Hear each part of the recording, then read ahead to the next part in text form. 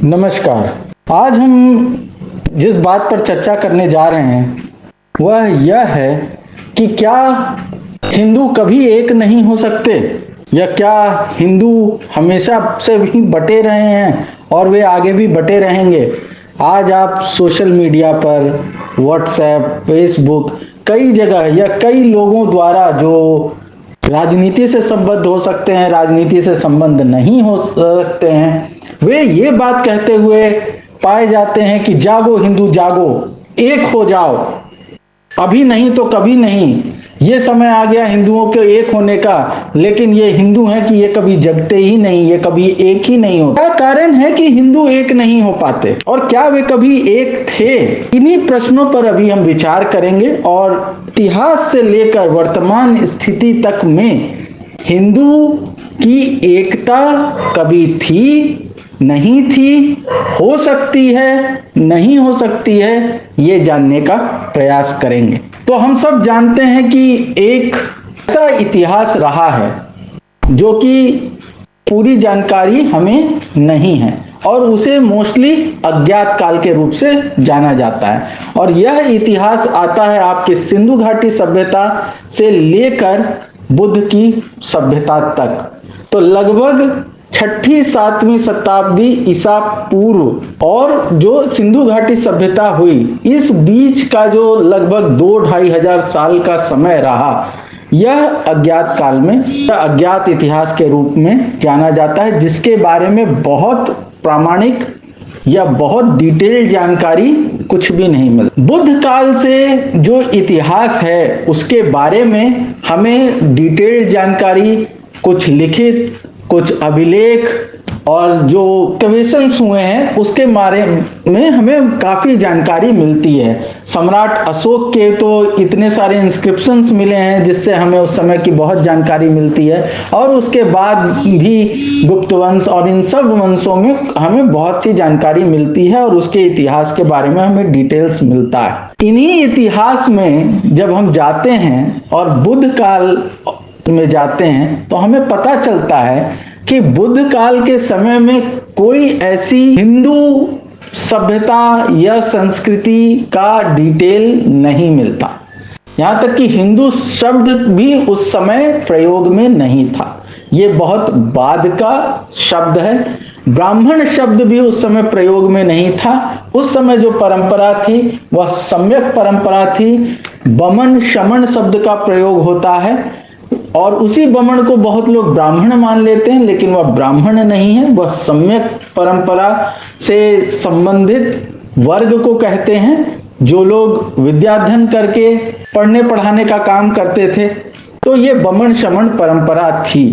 बुद्ध काल में हम जानते हैं कि एक स्तूप बनाया गया है जो गया जिले में मिला है और वो सुजाता के नाम से, सुजाता स्तूप के नाम से विख्यात है। और सुजाता वही महिला थी जिसने, जब बुद्ध बिल्कुल अशक्त हो गए थे, भूख से पीड़ित थे, तब उसने खीर खिलाकर उनकी जान बचाई थी, ऐसी बात आती है। बहुत सी महिलाओं के संघाराम या आप कहें कि उनके निवास स्थान जहां वे बौद्ध धर्म के बारे में पढ़ाई करती थी, ये सारी चीजें मिली हैं।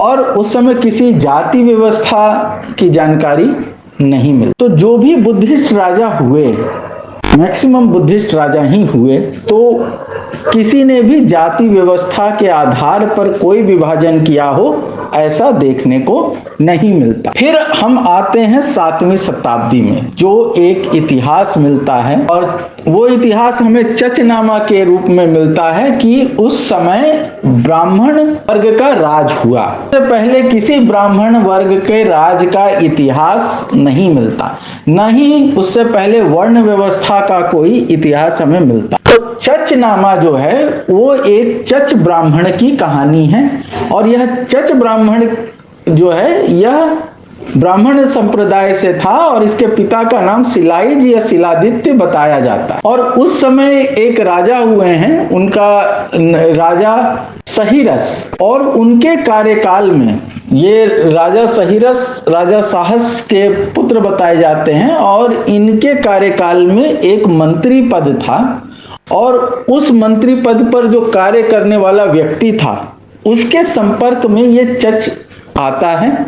और ये चच भाषा का अच्छा जानकार था, बोलने में तेज था, तो वो इसको अपने असिस्टेंट के रूप में रख लेता है। धीरे धीरे ये कार्य सारे संभालने लगता है। उसकी अनुपस्थिति में ये राजा से डायरेक्ट इंटरैक्ट भी करता है। राजा इससे बहुत प्रभावित होता है और जब उस राजा का जो प्राइम सेक्रेटरी था उसका देहांत हो जाता है तो इसे वो प्राइम सेक्रेटरी बना देता है। धीरे धीरे इसका राजमहल में भी आना जाना शुरू हो जाता है। और फिर बात आती है कि जब राजा अपनी रानी के साथ होते थे और उस समय कुछ इंपॉर्टेंट डिस्कशन करना होता था तो भी ये वहां चला जाता था, इसे अनुमति मिल गई थी। और रानी ने जब इस व्यक्ति को देखा तो इसके रूप पर वह मोहित हो गई। फिर बात आती है कि ये राजा वृद्ध था, ये बीमार पड़ा और इसकी मृत्यु हो गई। और इसकी मृत्यु होने के बाद रानी ने पोज कर दिया इसको विवाह के लिए। और तब तक इसका भी रानी के प्रति आकर्षण हो गया था, साथ ही राज्य के प्रति आकर्षण हो गया था। तो इसने उस विधवा रानी से शादी कर ली और यह राजा बन गया। इसके राजा बनने के बाद एक राजा हुए वहां राणा महारथ, और उन्होंने इनसे युद्ध छेड़ दिया। युद्ध छेड़ दिया तो बहुत लोग मरने लगे सेना के दोनों तरफ के।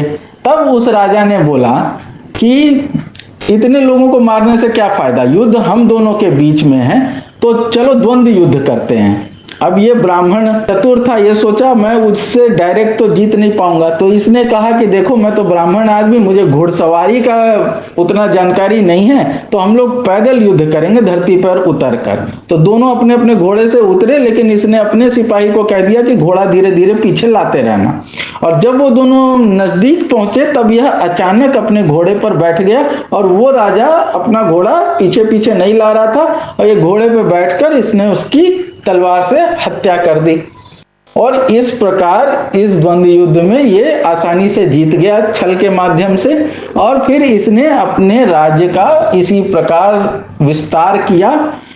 बताया जाता है कि इसने अपने राज्य का विस्तार तो किया, किंतु साथ ही साथ ये कुछ लोगों के प्रति कुछ अन्याय भी करता था। वो अन्याय कैसा था वो आपको बताते हैं कि एक ब्राह्मणाबाद नाम की जगह हुई वहां पर सिंधु नदी के दक्षिण में, ये बौद्धों का क्षेत्र था। वहां पर इसने अपनी सत्ता का विस्तार किया। वहां के शासक अगम लोहाना ने इसका 1 साल तक सामना किया। इन दोनों के बीच जो है टसल चलता रहा। लेकिन ब्राह्मणाबाद के युद्ध में अगम की मृत्यु के बाद उसके पुत्र सरहंद ने चच की अधीनता स्वीकार कर ली। सरहंद का विवाह चच की भतीजे से हुआ। और फिर चच ने यहाँ क्या किया कि आगम की विधवा से विवाह कर लिया था। पहले इसने राय सहर्षि की विधवा से विवाह करके वहां का राज्य ले लिया और फिर यहाँ पर यह ब्राह्मणाबाद में दिखाया गया कि उसकी विधवा से भी इसने विवाह कर लिया। अब आप देखिए कि पहले जो बुद्ध के समय में कल्चर था उसमें ये सारे वर्ग जो थे ये श्रमण परंपरा, श्रम करने वाले से श्रमण परंपरा, तो वो श्रमण परंपरा श्रमण परंपरा बनी और ये सारे लोगों का अपना राज्य हुआ करता था। ये लोग राजा भी थे, यहाँ किसी प्रकार का भेदभाव नहीं था। लेकिन जब एक ब्राह्मण राजा ने इन एरिया को कैप्चर करके अपने अंतर्गत लिया तो ये जो अगम लोहाना, यही से लोहार डायनेस्टी, मतलब जो लोहे का काम करते थे, तलवार आदि बनाते थे, उनके साथ इसने क्या वहां की सत्ता संभालने के बाद निर्णय लिया कि लोहानों को तलवार बांधने की आज्ञा नहीं है। जो वहां के जाट संप्रदाय या जो युद्ध करने वाले वर्ग थे और जो तलवार बनाने वाले लोहार आदि वर्ग थे, उस पर इसने प्रतिबंध लगा दिया कि ये तलवार नहीं बांध सकते। उन्हें काले और लाल रंग के उत्तरीय पहनने पड़ते थे, रेशमी कपड़े उनके लिए वर्जित थे। उन्हें घोड़े पर बिना जीन के चढ़ना और नंगे सिर नंगे पैर घूमना पड़ता था। सिंध की वीर जातियों से चच का यह व्यवहार भारत के लिए अंततः घातक सिद्ध हुआ। ब्राह्मणाबाद में उसने तुरन और कंधार होते हुए अर्मनबेला नगर की सीमाओं पर स्थित सासानिद पर हमला किया। अब इसमें आप अगर चचनामा डिटेल में पढ़ेंगे तो उसमें बात आती है कि इसने कैसे चचनामा के अनुसार जाटों और लोहानों के साथ दुर्व्यवहार किया। उसने लोहाना को तलवार बांधने की आज्ञा नहीं दी और उन्हें ऊनी कपड़े पहनने होते थे, उन्हें लड़ाई में भेजना बंद कर दिया, उन्हें घोड़े बिना जीन के चढ़ने पड़ते थे। ये सब काम जो है ये उस समय हुआ। इसके बाद कहानी आती है कि कैसे वहां पर अरब साइड से मोहम्मद बिन कासिम ने आक्रमण किया और जब वह देवल नाम के स्थान पर पहुंचा तो वहां पर वह जब आक्रमण कर रहा था तो एक ब्राह्मण जो है वो अंदर से निकल के आया और उसने कहा कि मैंने अपनी ज्योतिष विद्या से यह पहले ही देख लिया है कि यहाँ पर इस्लाम का राज्य हो जाएगा, तो उसके लिए पहले तुम्हें अंदर के मंदिर की ध्वजा और उसका गुंबद उड़ाना होगा। फिर वो जो है मोहम्मद बिन कासिम वह अपने इंजीनियर, वहां उसके टीम में जो इंजीनियर था उसको बुलाता है और कहता है कि देखो तुमको इसको डिस्ट्रॉय करना है, तो और अगर तुमने इससे कर दिया तो 10,000 दिरहम मैं तुमको इनाम में दूंगा, लेकिन अगर तुम फेल हो गए तो फिर तुमको सजा मिलेगी। अब वो कहता है उसका इंजीनियर कि नहीं तुम टेंशन मत लो, मैं कर दूंगा। और फिर वो बड़ा सा गुलेल कैटापुल्ट जिसको आप कहें उसकी मदद से उसने ध्वजा को भी गिरा दिया और गुंबद को भी गिरा दिया और फिर ये वहां पर जीत गया। और ब्राह्मण ने यह शर्त रखी थी कि अगर तुम जीत गए तो तुम मेरे और मेरे परिवार को कोई नुकसान नहीं पहुंचाओ। तो यहाँ इस चचनामा की कहानी से हमें दो चीज समझ में आती है कि ब्राह्मण कभी ब्राह्मण के भी नहीं हुए, क्योंकि राजा चच राजा जो है वह ब्राह्मण था, फिर उसका पुत्र दाहिर या दाहर हुआ। अब ये जो दाहर था इसके राज्य के अंतर्गत ही वह देवल नाम का स्थान आता था, जहां एक ब्राह्मण ने मोहम्मद बिन कासिम के आक्रमण करने पर अपने ही राज्य को हरवाने का सारा इंतजाम कर दिया, बता दिया उसको और यह भी कह दिया कि यहाँ पर इस्लाम का धर्म काबिज हो जाएगा और तुम मुझे छोड़ देना। बाद में फिर कथा आती है कि कैसे दाहिर का फिर मोहम्मद बिन कासिम से युद्ध होता है और दाहिर पराजित हो जाता है और उसका पूरा साम्राज्य जो है वो इनके हाथों में चला जाता है। दूसरी बात यह है कि जो भेदभाव की परंपरा है वो ब्राह्मणों ने शुरू कर दी। ये चच ने जीतते ही वहां लोहारों के प्रति, जाटों के प्रति अपना भेदभाव दिखा दिया और वहां पर रोक लगानी शुरू कर दी। ये जो है यही वर्ण व्यवस्था की नींव पड़ती है और यह वर्ण व्यवस्था समाज को विभाजित कर देती। इससे पहले समाज एकजुट था और किसी भी शत्रु के खिलाफ जब समाज एकजुट होता है तो समाज को हराना मुश्किल होता है, लगभग असंभव होता है। लेकिन वही समाज जब अलग अलग वर्गों में बांट दिया जाता है और किसी को किसी चीज को करने से मना कर दिया जाता है, उसके अधिकार से उसको वंचित कर दिया जाता है, तो दो चीजें फिर होती हैं।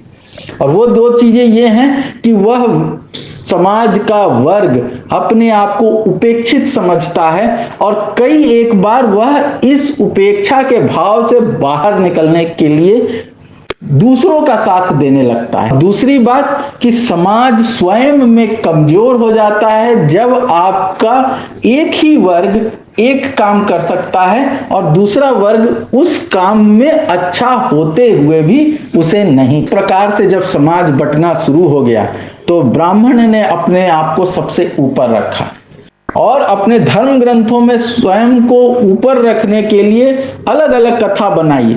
जैसे आदि पुरुष ब्रह्मा, मुख से ब्राह्मण का जन्म, भुजाओं से क्षत्रियों का जन्म, उदर से वैश्य का जन्म और पैरों से शूद्रों का जन्म। अब शूद्र वर्ग को सबसे निम्न रखा गया और ये बात इन्होंने हर धर्म ग्रंथ में लिखी। यहां तक कि गीता जैसे धर्म ग्रंथ में अगर आप देखें तो वहां पर भी यह भेदभाव रहा है। इसके साथ महिलाओं के साथ भी दुर्व्यवहार होना शुरू हो गया। आप बौद्ध कल्चर में देखें तो महिलाएं बहुत ही सम्मानित थी, वे पढ़ सकती थीं, वे कहीं भी जाने आने में स्वच्छंद थीं, अपना निर्णय ले सकती थीं। लेकिन यहाँ पर महिलाओं के पढ़ने लिखने पर प्रतिबंध लग गया और उनकी हालत शूद्रों या दलित से ज्यादा अलग नहीं थी। यहाँ फिर समाज और परिवार को तोड़ने की बात हो गई। अब इसके बाद हर धर्म ग्रंथ में, चाहे वह वेद हो, रामायण हो, महाभारत हो, पुराण हो, स्मृतियां हो, सब में दलित वर्ग, शूद्र वर्ग, महिलाओं को उपेक्षा की भाव से देखा गया, उनकी उपेक्षा। अब जब आपका मैक्सिमम वर्ग वंचित हो जाता है, उपेक्षित हो जाता है, तो आपका समाज कमजोर होना स्वाभाविक है। और यही कारण है कि हमारा समाज कमजोर होता गया और जब भी कोई बाहर से आक्रमणकारी आए तो हमारे समाज के लोग टूटकर उधर जाने लगे। यहां तक कि तैमूर की आत्मकथा में भी ये बात आती है कि भारत देश के दलित वर्ग उससे जाकर मिलते हैं और वे अपने दुर्दशा के बारे में उसे बताते हैं और इस्लाम कबूल करने की बात करते हैं। बहुत से इतिहासकार और इतिहास के जानकार इस चीज पर जोर डालते हैं कि तलवार की नोक पर और तलवार के दम पर इस्लाम भारत में फैलाया गया, लेकिन यह बात पूर्णतः सत्य नहीं है। युद्ध होते थे लेकिन वह मैक्सिमम रिलीजियस नहीं होते थे, वे सत्ता पाने के लिए होते थे। और असली जानकारी लोगों से छुपाई जाती है, असली हिस्ट्री लोगों से छुपाई जाती है और इतनी डिटेल में कोई न पढ़ता है न रिसर्च करता है कि वह असल बात जान जाए। आम आदमी इन चीजों से अलग ही रहता है। फेसबुक ज्ञान, व्हाट्सएप ज्ञान मिल गया और वही चीज फॉरवर्ड होती रहती है और उसी में लोगों को लगता रहता है कि हिंदू कभी एक नहीं हो रहे, मुसलमान तो एक हो गए, तो ये एक हो गए, वो एक हो गए। आज भारत में जो इस्लाम है उसमें भी जाति व्यवस्था घुसी हुई है और ये भारत की देन है कि भारत में जाति व्यवस्था इतनी घुसी हुई थी कि यहाँ जितने भी धर्म रहे सब में जाति व्यवस्था। बाबा साहब अंबेडकर का जब हम नाम लेते हैं तो उनके जैसे व्यक्ति ने 21 साल बिता दिए सारे धर्म ग्रंथों को पढ़ने में और सारे धर्म के बारे में जानने में और अंततः उन्हें बौद्ध धर्म भला कोई भी धर्म नहीं लगा, क्योंकि हर धर्म में उन्हें मानता का अधिकार नहीं दिखा। हर जगह जाति व्यवस्था, भेदभाव किसी न किसी रूप में जड़ तक घुसा हुआ था, चाहे वह इस्लाम हो, चाहे वह सिखिज्म हो, हिंदू धर्म की तो बात ही छोड़ दीजिए। और इसलिए उन्होंने अपने जीवन के अंतिम क्षणों में बौद्ध धर्म अपनाया, लेकिन बौद्ध धर्म में भी उन्होंने अपनी एक नई शाखा नवयान। तो बात आती है कि हमारा समाज ब्राह्मण वर्ग द्वारा बांटा गया और जो ये 4 वर्ण बना दिए गए, फिर इसमें जातियां उभरती चली गईं और आप देखेंगे कि नई नई कहानियां बना दी गई। जैसे एक कहानी जो बहुत ही प्रचलित है और आप जानते होंगे कि पृथ्वीराज चौहान की कहानी और जयचंद की उसके साथ गद्दारी की कहानी आती है, लेकिन कोई आपको ये नहीं बताएगा, ऐसी कहानी बताने वाला, कि ये कहानियां जो हैं ये कहानियां ही एक्चुअल इतिहास नहीं, क्योंकि जो जयचंद की बेटी संयोगिता से पृथ्वीराज चौहान के विवाह की बात की जाती है, ये दोनों आपस में भाई लगते था। वो अपनी ही बहन से, भतीजी से, क्षमा कीजिएगा, भतीजी से विवाह करेगा, लेकिन ये भारतीय राजाओं को नीचा दिखाने के लिए इस तरह की कहानी बनाई गई और इसके पक्का प्रमाण मिले हैं, यहां तक कि अभिलेख भी मिले हैं जो ये सिद्ध करते हैं कि जयचंद एक बुद्धिस्ट राजा थे और उन्होंने मोहम्मद गोरी के साथ युद्ध करते हुए 1194 की लड़ाई में वीरगति प्राप्त की। तो वे कैसे गद्दार हो सकते? लेकिन ये कथा बना दी गई, प्रचलित कर दी गई और लोग इसको मानते हैं, क्योंकि ब्राह्मणिकल सिस्टम का बौद्ध लोगों से विरोध बना रहा और जब ब्राह्मणिकल सिस्टम आया तो उसने बुद्धिज्म को डिस्ट्रॉय करने की पूरी कोशिश की, दबाने की पूरी कोशिश की और बुद्ध को मानने वाले लोगों के साथ उनका पक्का विरोध रहा। आप कल्कि पुराण पढ़ लें, कल्कि पुराण में संपूर्ण कल्कि अवतार ही बुद्धिज्म को नष्ट करने के लिए बताया गया है। वाल्मीकि रामायण में बुद्ध को चोर से उपमा दी गई है कि जैसे चोर दंडनीय होता है वैसे ही बुद्ध और बुद्ध मतावलंबी भी दंडनीय है। तो आप सोच सकते हैं कि ये कितना भेदभाव समाज में आ गया था, जिसने हमारे समाज को कमजोर किया। आज शिवाजी महाराज की जयंती मनाई जाती है, उन्हें हिंदू हृदय सम्राट और न जाने क्या क्या, और इस्लाम और औरंगजेब के खिलाफ लड़ाई करने के लिए उनकी प्रशंसा की जाती है। लेकिन लोग भूल जाते हैं कि औरंगजेब सेना जय सिंह का कितना बड़ा पद था। जय सिंह औरंगजेब की ओर से लड़ाई करते थे, शिवाजी के खिलाफ भी उन्होंने बहुत सी लड़ाई की। और शिवाजी महाराज की सेना में मुस्लिम सिपह सलार थे। तो ये हिंदू मुस्लिम की लड़ाई नहीं थी, ये दो राजाओं की लड़ाई थी, ये दो विचारों की लड़ाई थी, ये अपने शासन को स्थापित करने की लड़ाई थी, जिसको हिंदू मुस्लिम का दर्जा दे दिया। और वही शिवाजी महाराज जब स्वयं एक बड़ा राज्य जीतकर अपना राज्याभिषेक कराने चाहते हैं, तो ब्राह्मण, उनके ही राज्य के ब्राह्मण ये उनका राज्याभिषेक कराने से मना कर देते हैं। क्यों? क्योंकि वे शूद्र हैं। शिवाजी भोसले नीची जाति के हैं, वे कोई क्षत्रिय नहीं है कि उनका राज्याभिषेक हो और ब्राह्मण उनका राज्याभिषेक करे। आपको शायद ये जानकारी हो या ना हो, पर यह सत्य बात है। तब अंत में काशी का एक ब्राह्मण, जिसका नाम गाग भट्ट बताया जाता है, वह काफी विद्वान था, वह किसी तरह तैयार हो जाता है यह सब अनुष्ठान, राज्याभिषेक का अनुष्ठान कराने के लिए। लेकिन राज्याभिषेक के लिए जब तिलक करना है, तो बाएं पैर के अंगूठे से वह शिवाजी महाराज के मस्तक पर तिलक करता है। सोच लीजिए, शिवाजी महाराज को ब्राह्मणों ने कितना सम्मान दिया, और आज उन्हें हिंदू हृदय सम्राट और क्या जाने क्या क्या और हिंदू के रक्षक कहकर बताया जाता है। तो जब ब्राह्मणों ने शिवाजी महाराज जैसे वीर देश के सपूत की इज्जत नहीं की, तो देश को कैसे एक बांट कर बना के रखा। और उन शिवाजी महाराज ने अपने राज्य में कोई ऊंच नीच का भेदभाव नहीं किया, उन्हें सबको एक बना के रखा। आज जो हम देखते हैं, और ये आज भी भेदभाव जो हो रहा है, आज के मुसलमान में अगर चेक किया जाए तो आप जानेंगे कि 80 to 90% भारत देश के जो आज मुसलमान हैं, वे भारत देश के ही नागरिक हैं, और वे भारत देश के ही दबाए कुचले दलित और शूद्र वर्ग के लोग हैं, जिन्होंने यहां से निकलकर इस्लाम कबूल किया, क्योंकि उन्हें वहां कम से कम अल्लाह के दरबार में तो समानता दिखी कि वहां कोई राजा हो या रंक, अगर रंक पहले पहुंच जाता है तो बादशाह उसके पीछे खड़ा होकर नमाज पढ़ता है। और यहां शूद्रों को मंदिर में घुसने तक की इजाजत नहीं थी। रोड पे चलने पर कमर में झाड़ू बांध दिया जाता था और गले में मटका लटका के घूमते थे। तो जो ऐसी परिस्थिति से गुजरते हुए लोग थे, वे क्या करते? जब उन्हें कोई ऑप्शन मिला तो वे उधर चले गए, और हमने उनको तब भी अधिकार नहीं दिया था, और हम आज उन्हें अब भी अधिकार नहीं दे रहे। समाज में उन्हें क्या कह दिया जाता है कि तुम यहाँ के हो नहीं, तुम बाहर चले जाओ, तुम पाकिस्तान चले जाओ, तुम अफगानिस्तान चले जाओ। वो भारत देश का नागरिक कहाँ जाए जो यहीं पर जन्मा और जिसके साथ कभी न्याय नहीं हुआ?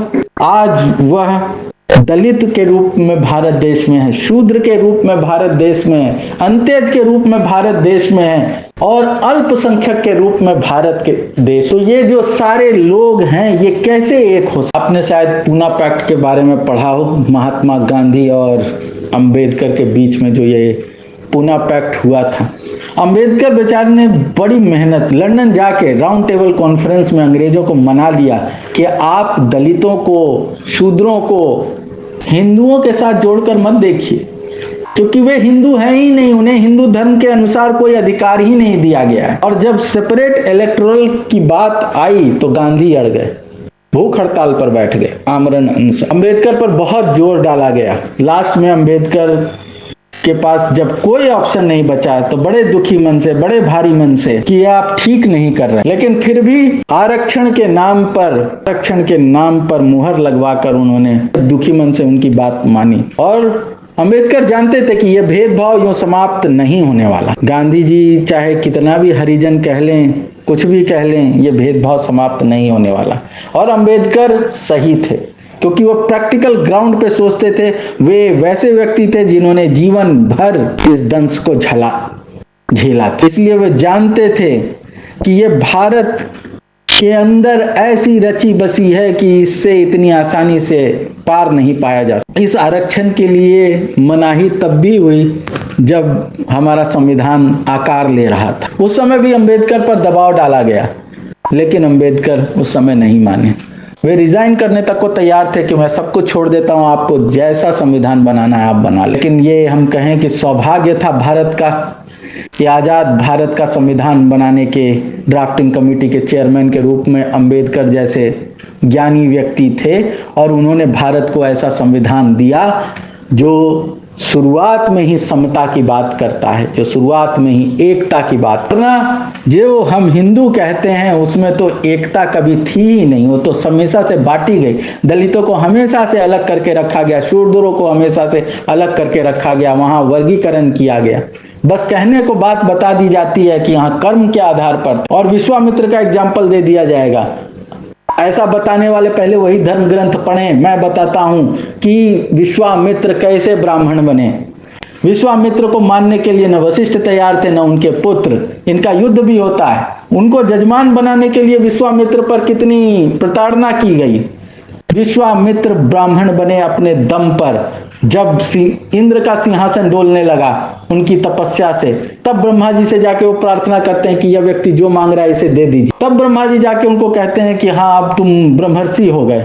वो कहते हैं मैं आपके बोले नहीं मानूंगा, क्योंकि मुझे यहाँ के ब्राह्मण अब भी नहीं मानेंगे। वशिष्ठ आकर बोले, तब सारे देवता वशिष्ठ से जाके प्रार्थना करते, वशिष्ठ मानते हैं, तब जाके वे खुश होते हैं। तो कितनी समस्या हुई ब्राह्मण बनने में, यह आप देख सकते। कर्ण जीवन भर सूत पुत्र ही रहा। जब उसने हाथ में धनुष ले लिया तब उसको क्षत्रिय मान लेना चाहिए था, तो वह सूत पुत्र कैसे रहा? किंतु वह सदा सूत पुत्र ही रहा।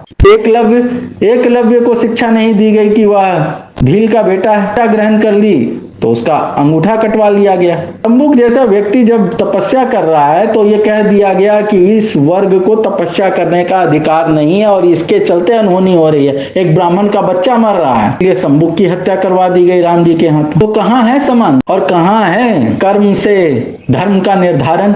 यह तो जन्म से ही निर्धारण हो रहा है। और जन्म से निर्धारण करने वाले कौन थे? तो यही किताब लिखने वाले ब्राह्मणों ने जब अपने हाथ में सत्ता आई तब समाज को विभाजित किया, और अपने हाथ में कलम ली तो तब समाज को विभाजित किया। और आज ये एकता की दुहाई देते हैं। हिंदू शब्द पर विस्तार से चर्चा की है कि हिंदू शब्द तक हमारा नहीं है। ये यहाँ के लोगों को हीन बताने के लिए था, और तब ब्राह्मण शासक वर्ग के साथ खड़े हो जाते और कहते कि हाँ हम तो ब्राह्मण हैं, ये सारे हीन लोग हैं और ये हिंदू हैं। तब इन्हीं ब्राह्मणों ने हिंदू शब्द प्रयोग में लाया यहाँ के हीन लोगों के लिए।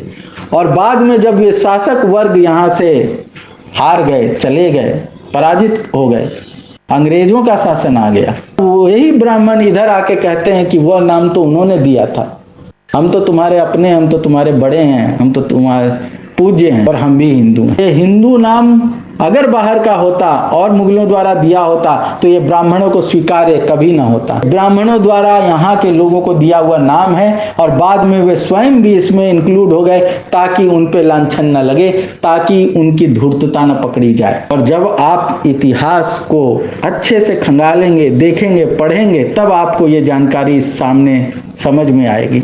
और तब आपको ज्योतिबा फूले और अंबेडकर और पेरियार जैसे लोगों का विरोध समझ में आएगा। भारत को कमजोर करने वाले लोगों के विरोध में जो ये लोग खड़े हुए, इनकी मंशा समझ में आएगी, इनकी महानता समझ में आएगी। और आज जो लोग हिंदू को एक होने की दुहाई देते हैं वे इन इतिहास को नहीं जानते, और ये भूल जाते हैं कि जिन्हें आपने ही अलग कर रखा है वे आपके साथ कभी खड़े नहीं हो सकते। तो जिन्हें आप हीन मानकर हिंदू कह के अलग कर दिए थे, आज आप उसमें आके घुस गए हैं और कहते हैं कि सब एक हो जाओ, तो सब एक नहीं हो सकते और वे नहीं। मैं आशा करता हूं आप लोग इस बात पर विचार मंथन मनन करेंगे कि समाज को एक करने के लिए क्या करने की जरूरत है। और ये जो धर्म के नाम पर राजनीति और नफरत फैलाया जाता है, इसमें हमें क्या करने की जरूरत है? हमें बहुत सावधान रहने की जरूरत है, ताकि हमारी भावनाओं से खेलकर कोई हमें मोहरा बनाकर हमारा ही लाभ उठा, हमारा ही प्रयोग करके महान न बन जाए और हमें भुगतना पड़े। और हम भुगत रहे हैं इन्हीं सब का परिणाम, क्योंकि हमें समय के साथ ये चीजें दिमाग में भर दी गई और हमने कभी उस पर रिसर्च नहीं किया, क्योंकि पहले तो पढ़ने लिखने तक का अधिकार नहीं दिया गया था, और जब लोग पढ़ने लगे, प्रश्न उठाने लगे, तो उन्हें गलत साबित करने की हर कोशिश की जाती है, गलत इतिहास निकाल के बताने की कोशिश की जाती है। ये सब विचारणीय चीजें हैं। मैं आशा करता हूं आप लोग भी सजग होंगे, सचेत होंगे, कुछ जानकारी, अच्छी जानकारी, सच्ची जानकारी जुटाने का प्रयास करेंगे और ऐसे धोखों से बचेंगे। ये देश जितना सवर्ण का है, उतना ही अल्पसंख्यकों का है, उतना ही शूद्रों का है, और सब इसी देश के वासी, इसी देश में जन्मे लोग हैं।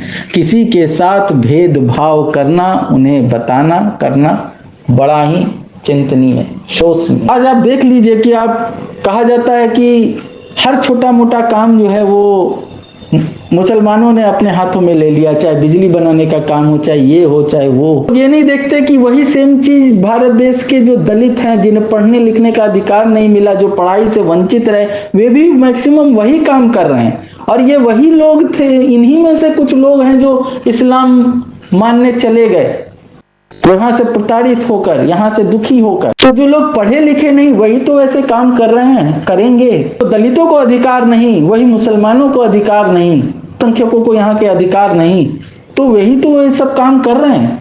तो और आप उन्हें उस समय भी अधिकार नहीं देते थे, अपना नहीं मानते थे, और आज भी आप उनके प्रति भेदभाव कर रहे हैं, उन्हें अपना नहीं मान रहे हैं, उन्हें यहाँ से जाने को कहते हैं, उनका अपमान करते हैं। तो वे एक कैसे होंगे? घर वापसी की बात की जाती है, घर कोई वापस क्यों आएगा जब आप उसके लिए रास्ते सही नहीं बना रहे हो? आज भी आप रास्तों में कांटे बोके रखे हुए हो, कैसी घर वापसी? सब सोचने का विषय है, और हमें अपने से शुरुआत करनी चाहिए कि हम सही जानकारी रखें, हम ये भेदभाव खत्म करने के प्रति जो कर सकते हैं, जो कदम उठा सकते हैं, उठाएं। परिवर्तन आएगा अगर हम सब प्रयास करेंगे। हमसे जुड़े रहने के लिए आप हमारे चैनल को सब्सक्राइब कर सकते हैं, आपकी इच्छा पर है, और ऐसी और विषयों पर हम चर्चा करते रहेंगे। मुझे सुनने के लिए बहुत बहुत धन्यवाद।